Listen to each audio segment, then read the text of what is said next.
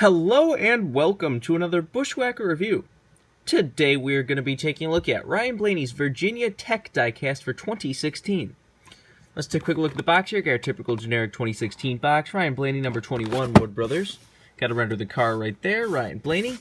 They made a total of 853 of these things. Standard finish, Wood Brothers 21. All that good stuff all around.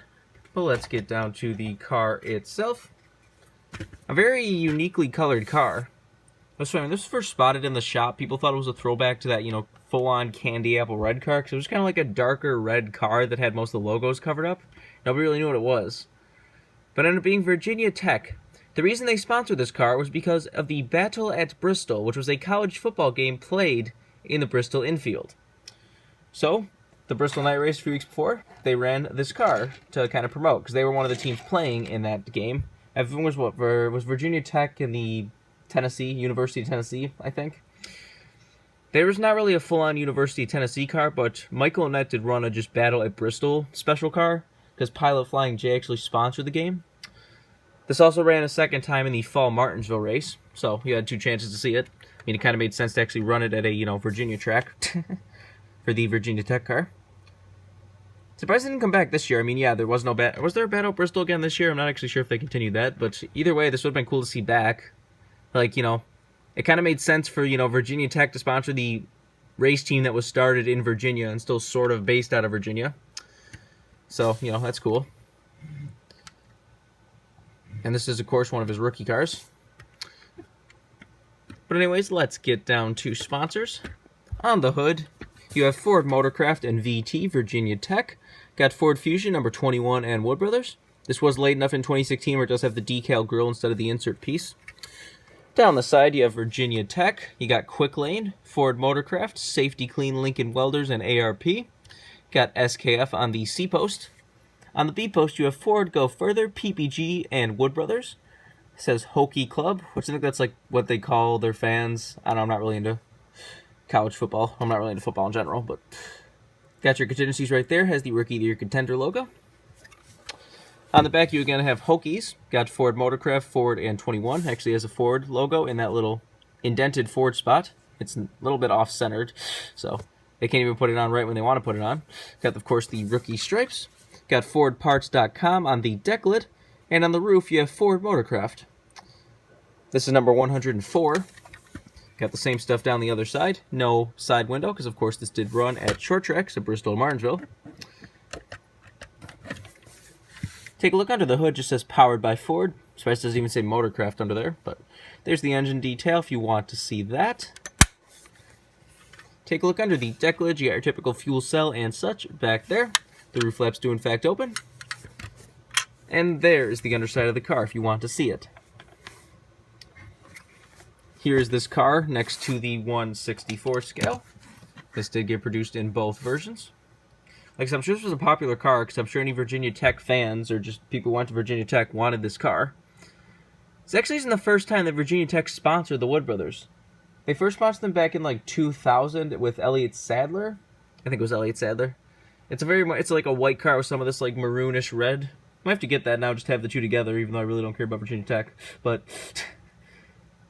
this car was definitely a cool car. Like I said, I like getting Ryan Blaney stuff, and I like getting Wood Brothers stuff, so that was half the reason I bought this car.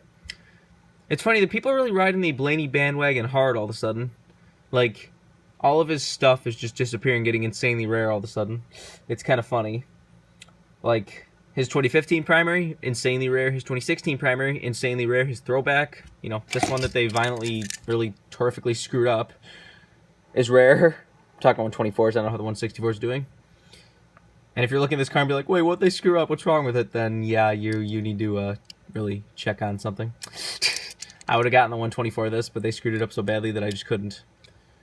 If you still don't know what's wrong with this, color red. The real car was this beautiful metallic, almost candy apple red, and the diecast, plain old bright Motorcraft red. I'm sure some people liked it. Well, it's got rare, so some people liked it, but I don't know, that was just too much for me to buy. And now this year's 2017 standard's already getting rare. I'm sure his Pocono one will get rare. They also are making his Omnicraft and Quick Lane cars this year. I'll definitely have to get that Quick Lane. Not sure about the Omnicraft. Kind of have to see that one first. Really, the honest, the best way to tell a Blaney bandwagoner is looking at that 2013 Kentucky win for the Nationwide Xfinity Series. Because that one was worthless for a long time. Nobody cared about, like, who gives a shit about a random Penske racing with Ryan Blaney? Who's Ryan Blaney? Who cares? So that one was laying around for a while, cheap. And now it is insanely rare. So I love the people that are like, oh, I'm trying to find this car now. It's like, oh yeah, I just love Blaney this whole time, and I just suddenly want this car. Yeah, no. You're probably a bandwagoner.